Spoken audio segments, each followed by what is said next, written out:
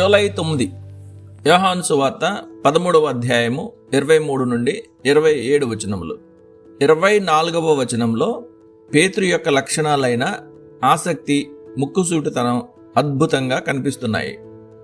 అతని వలె మరెవరూ కూడా ప్రభు ప్రకటనకు అంతగా పురికొల్పబడలేదు. మన ప్రభు ఎవరి గురించి మాట్లాడుతున్నారో తెలుసుకోవాలని అంత ఆతృతగా ఎవ్వరూ లేరు. అతను ఇతరుల వలె మౌనంగా వేచి ఉండలేకపోయాడు.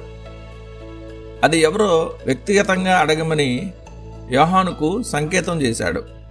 యోహాను వలనే ప్రారంభ శిక్షణలో మత్స్యకారుడైన అతను బహుశా అతనితో సన్నిహితుడై ఉండడం వలన సైగలతో తన భావాన్ని అర్థమయ్యేటట్లు చేయగలిగాడు.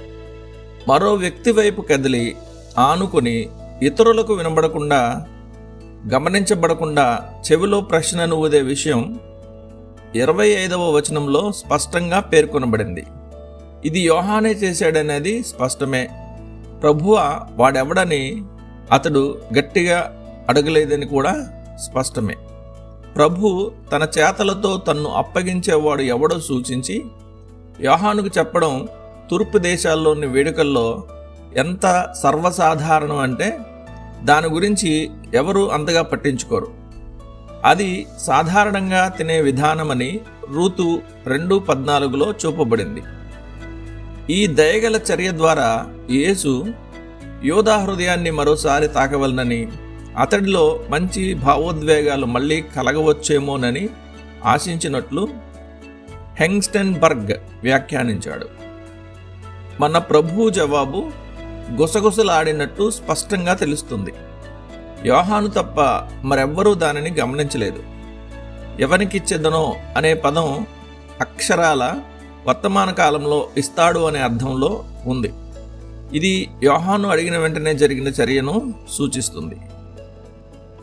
ఈ అసహ్యమైన పని చేసింది యోధానే అని మరింత స్పష్టంగా తెలియచేయడానికి మరోచోట పేర్కొన్నట్లే ఇక్కడ కూడా యోధాను సీమోను కుమారునిగా యోహాను పిలవడం గమనించదగ్గ విషయం. బెంగిల్ వ్యాఖ్యానించిన విధంగా ఈ సందర్భంలో యోధా యేసుకు ఎంత దగ్గరగా ఉన్నాడు.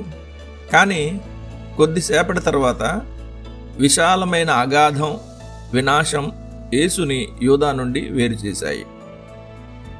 ధ్యానం కోసం పశ్చాత్తాపపడని మొండి వాళ్ళతో దేవుడు కూడా చివరికి అసహనంగా ఉంటాడు.